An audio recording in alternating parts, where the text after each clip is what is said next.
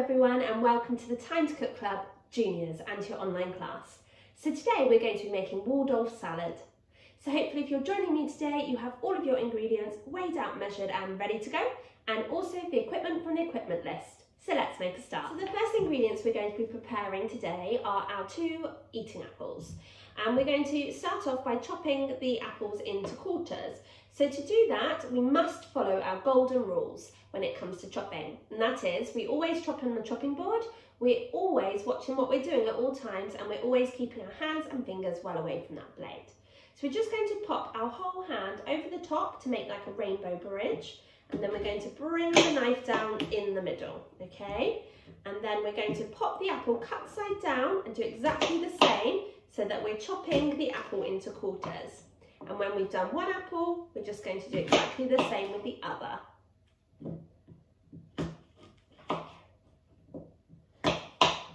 Okay, great work.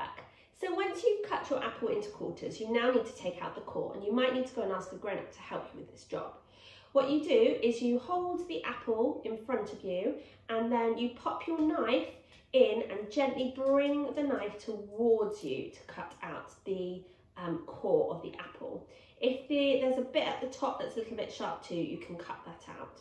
And you just need to keep going until you have chopped out the core of each apple quarter, remembering to keep the blade well away from your fingers, okay?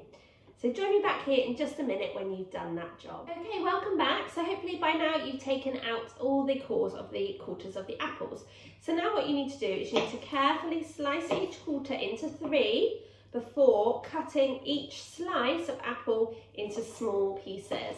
And then when you've done that, you can just place the apple chunks into a mixing bowl, okay?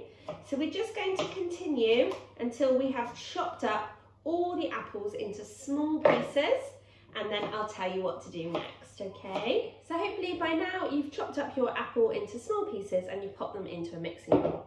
The next ingredient we're going to prepare is our pear. And you need to start by cutting the top of your pear off and also the bottom of the pear. So we're really topping and tailing our pear. You're then going to stand your pear up and do your rainbow bridge over the top, and then you're going to cut all the way down like so. So you've got 2 halves, before again popping them face down onto your chopping board and then chopping them into quarters like so. You're then going to really carefully get your knife and take out the pear core, okay? Like so. Now you don't need to peel either the apple or the pear, okay? So we're just going to take out the core of all the quarters of the pear, like so.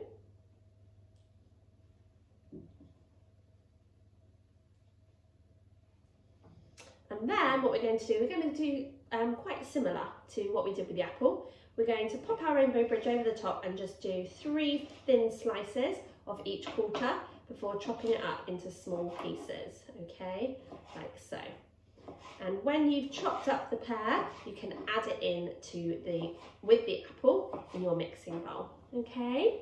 So keep going until you've chopped up all your pears, and then we can continue with our recipe together. Welcome back, guys. So hopefully by now you have chopped up your pear into small pieces and popped it in the bowl with the chopped apple. So now what you're going to do is you're going to get your lemon, and again you're going to make that rainbow bridge over the top and then pop your knife down through the gap, okay? Now if you have a lemon juicer, then you can use that to squeeze the juice out of the lemon. But if you don't, what you can do is you can get a fork and pop it in carefully to the lemon and give it a twist. And what this will do is it will release all the juice from the lemon. So you need to keep popping it into different places in your lemon and twisting before pulling it out. Just be mindful that there might be some lemon pips, so you definitely want to be fishing those out because they wouldn't taste very nice if they're crunched down on. But yeah, just keep going until you have squeeze the juice out of your lemon. Welcome back. So hopefully you've squeezed all the juice out of your lemon, and then what you need to do is just with a spoon, just give all of your fruit a good stir, and what the lemon will do is it will stop your fruit from turning brown, okay? So you need to make sure that all of that chopped up apple and chopped up pear is covered in the lemon juice. The next ingredient we're going to prepare, if you haven't already, is we're going to dice our celery sticks. So I'm using 2 sticks of celery today, and I'm going to start by topping and tailing the celery. I have already washed and dried it. Okay, so I'm just going to take the top and the bottom off just to freshen it up a little bit. And then I'm just going to chop it into nice thin slices, okay?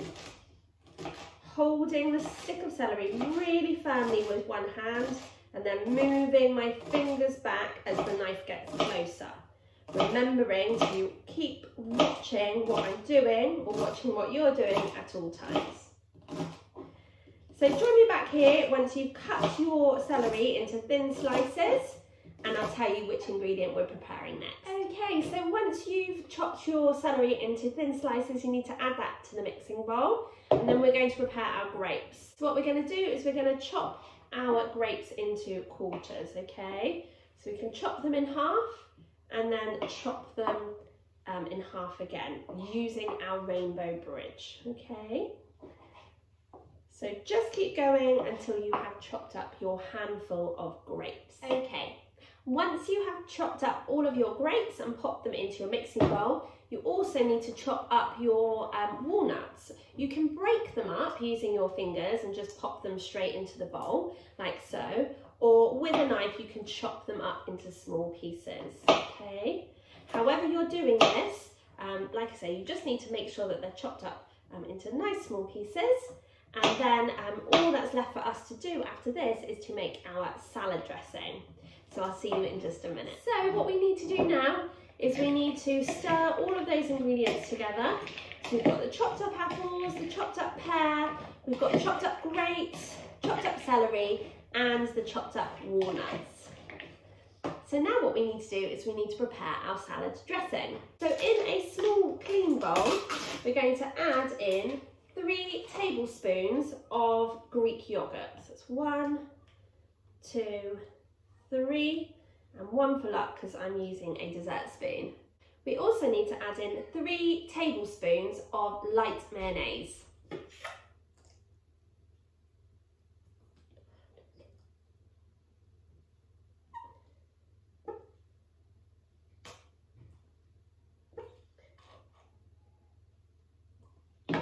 Great work, well done. And we're also going to add a pinch of salt and pop it in, and a pinch of black pepper.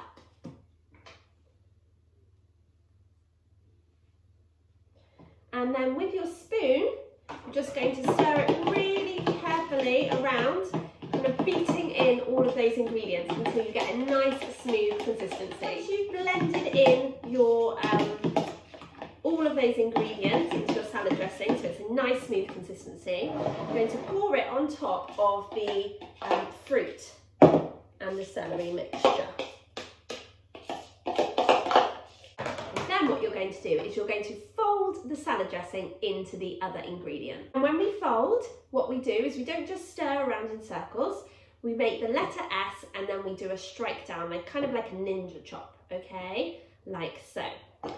So we're going to fold the salad dressing into the ingredients, like so.